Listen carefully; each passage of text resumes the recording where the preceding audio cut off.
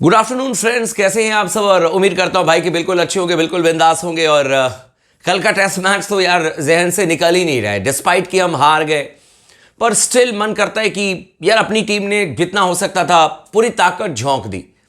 चलो जीत और हार चलती रहती है, अगर कुछ बेहतर कर देते ऊपर के बल्लेबाज तो शायद ये टेस्ट मैच हमारे लिए और बेहतर होता। बट नेवरदलेस एक बहुत बड़ा झटका लगा है। सुपरस्टार खिलाड़ी सीरीज से बाहर हो चुके हैं।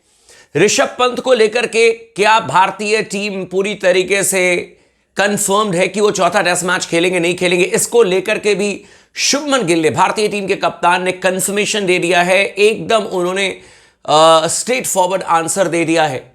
कौन से खिलाड़ी अब सीरीज से बाहर हो गए, इसका कितना बड़ा नुकसान होगा, और शुभमन गिल ने किस तरीके से बयान दिए हैं, तमाम चीजों को लेकर के ये एक एक चीज आपको जानकारी मिल जाएगी। चैनल को अगर आपने अब तक सब्सक्राइब नहीं किया तो जरूर कर लीजिएगा। इस वीडियो को आखिरी तक जरूर देखिएगा ताकि पूरी जानकारी मिल जाए। और ये तो आप लोगों ने देख ही लिया होगा कि वेस्टइंडीज की टीम मात्र 27 रनों पर आउट हो गई है।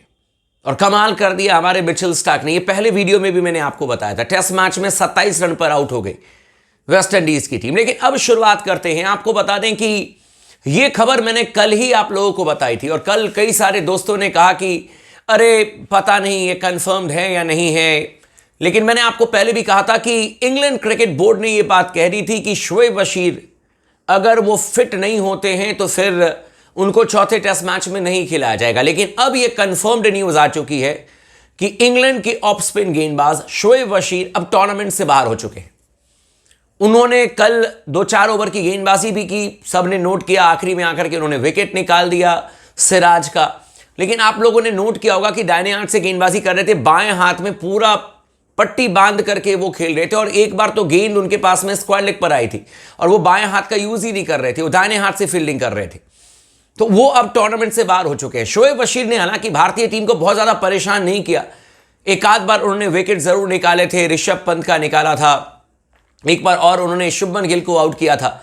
लेकिन वो आपके मतलब इंग्लैंड के मुख्य ऑफ स्पिन गेंदबाज थे और उनकी जगह पर ही जो रूट आकर के कल गेंदबाजी कर रहे थे। लेकिन उनका जाना एक इंग्लैंड की टीम के लिए बहुत बड़ा सेटबैक है, झटका है, खासतौर पर ओवल टेस्ट मैच के लिए। मैनचेस्टर में तो फिर भी गेंद स्विंग करेगी, सीम करेगी, अगर ट्रेडिशनल पिच तैयार हुआ तो, क्योंकि अब तक तो पिचेस बहुत अलग है और गेंद भी बहुत अलग है। लेकिन अगर आप मैनचेस्टर के बाद में ओवल को देखेंगे तो वहां पर स्पिनर्स के लिए बहुत मदद मिलती है और स्पिनर्स वहां पर ठीक ठाक गेंदबाजी करने के लिए जाने जाते हैं। तो एक इंग्लैंड के लिए वो झटका होगा। लेकिन अब बात कर लेते हैं ऋषभ पंत क्या चौथे टेस्ट मैच में खेलेंगे, क्योंकि चोटिल तो ऋषभ पंत भी हुए थे। उनको लेकर के क्या बयान आया है ये भी मैं आपको बता देता हूं। और ये किसी और ने नहीं बल्कि कैप्टन शुभमन गिल ने खुद ही ये स्टेटमेंट दिया है। ऋषभ पंत हमारे लिए बहुत इंपॉर्टेंट है। कल भी मेरा मानना था कि अगर वो 1 घंटे टिक जाते तो शायद भारतीय टीम इस मैच को जीत जाती। लेकिन ऋषभ पंत को लेकर के कहा है शुभमन गिल ने कि वो स्कैन कराने के लिए गए थे अपने फिंगर्स का, जिस फिंगर में उनको चोट लगी थी, and he should be fine for the 4th test. यह कहना है भारतीय टीम के कप्तान शुभमन गिल का। यानी कि ऋषभ पंत जो है वो स्कैन करा चुके हैं। इसका मतलब है कि स्कैनिंग में कुछ भी इस तरीके की चीजें नहीं आई हैं जिसको लेकर के सवाल किया जाए, यानी कि वो कंप्लीटली फिट हैं। ठीक है, और कहना है कि भाई वो मतलब चौथे टेस्ट मैच के लिए भारतीय टीम के साथ में अवेलेबल होंगे। इसके अलावा उन्होंने ये भी बात कही है कि अगर ऋषभ पंत, मतलब ये शुभमन गिल का कहना था कि अगर ऋषभ पंत रन आउट नहीं होते पहली पारी में तो इस टेस्ट मैच का रिजल्ट कुछ और हो सकता था। ये शुभमन गिल का बयान है। खैर मैं इन सब चीजों को बहुत ज्यादा अब नहीं मानता हूं, क्योंकि जो चीजें हो गई वो तो ये भी अब कहा जा सकता है कि आप लोगों को याद होगा जेमी स्मिथ का कैच केएल राहुल ने ड्रॉप कर दिया था। अगर 5 रन के स्कोर पर अगर जेमी स्मिथ का कैच केएल राहुल ले लेते तो ये 55-60 रन जेमी स्मिथ फिर बना करके नहीं जाते। तो अब जो चीजें हो गई। कप्तान शुभमन गिल ने यहां तक कह दिया कि यार हमने फील्डिंग में बहुत इंप्रूव किया, जो कि दिखा है। कैचेस वैचेस हमने ड्रॉप नहीं किए। उन्होंने कहा कि हाँ ठीक है, ग्राउंड फील्डिंग में थोड़ी सी और बेहतर करने की जरूरत है, जो कि हम मैच के साथ में करेंगे। लेकिन सबसे महत्वपूर्ण चीज उन्होंने ये बात कही है, जो विवाद का एक विषय बन गया था। ऋषभ पंत सिंगल लेने के लिए गए थे, केएल राहुल आउट हो गए थे, आप लोगों को याद होगा। उस पर भी उन्होंने एक्सप्लेनेशन दिया। उस पर उन्होंने कहा है कि माइलस्टोन के लिए केएल राहुल नहीं खेल रहे थे, शतक लगाने के बारे में केएल राहुल नहीं सोच रहे थे, इसके बारे में चर्चा ही नहीं हुई है। सीधी सी बात यह कि ऋषभ पंत का कॉल था और केएल राहुल डेंजर एंड पर भाग रहे थे। यह बात ऋषभ पंत ने कही है, केएल राहुल और ये बात शुभमन गिल ने कही है ऋषभ पंत और केएल राहुल को लेकर के, कि कॉल किया था ऋषभ पंत ने, ये बात फैक्ट है, कॉल किया था ऋषभ पंत ने, लेकिन मुझे ऐसा लगा कि शायद ऋषभ के दिमाग में ये चल रहा था कि जल्दी से केएल भाई को स्ट्राइक दे देता हूं और ये अपना शतक पूरा कर लेंगे, ये ऐसा मुझे लग रहा था। लेकिन चलो ठीक है, अब उस पर भी मतलब कि कंफर्मेशन जो है वो आ चुकी है। साथ ही साथ मैं आपको ये भी बता दूं कि अभी कोई मतलब शोएब बशीर के रिप्लेसमेंट के बारे में इंग्लैंड ने जानकारी नहीं दी है। बेन स्टोक्स ने जरूरी अपने जो प्रेस कॉन्फ्रेंस में कुछ बातें कही हैं वो मैं आपको बता देता हूं, और ये एक बहुत अच्छी बात बेन स्टोक्स ने कही है जो कि भारतीय ऑलराउंडर पर भी लागू होता है। पहली बात तो ये समझ लीजिए कि उन्होंने जो लगातार गेंदबाजी की उससे तो भारतीय टीम के कप्तान शुभमन गिल भी बहुत खुश हो गए। उन्होंने कहा कि भाई एकदम एक सिरे से लगातार उन्होंने गेंदबाजी की और वो दुनिया के पहले ऐसे प्लेयर बन चुके हैं। बाय द वे आप लोगों को बता दूं, बेन स्टोक्स जो कि लॉर्ड्स के मैदान पर 4 बार man of the match test matches में बने हैं, 4 बार। जो रूट 3 बार बने हैं, ग्लेन मैग्रा 3 बार बने हैं, इसके अलावा स्टुअर्ट ब्रॉड 3 बार बने हैं, ये 4थी बार मैन ऑफ द मैच बने बेन स्टोक्स, तो ये थोड़े से आगे निकल गए।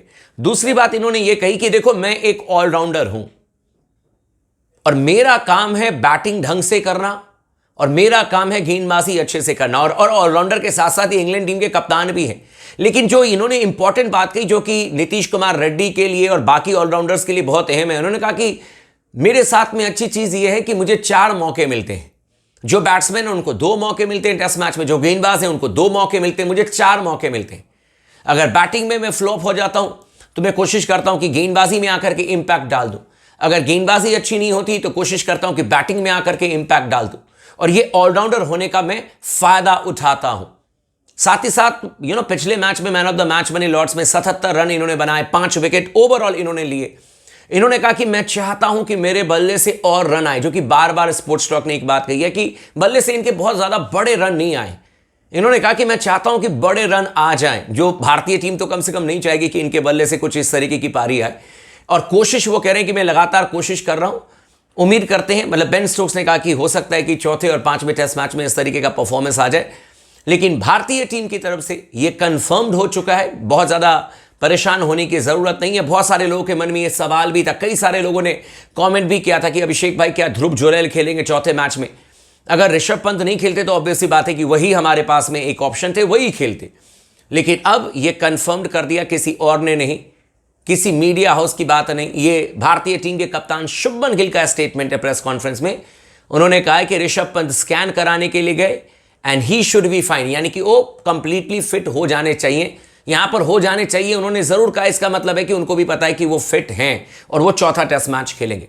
बाकी चैनल को आप लोग सब्सक्राइब कर लीजिएगा, वीडियो को लाइक कर लीजिएगा और लगातार बने रहे स्पोर्ट्स टॉक के साथ में।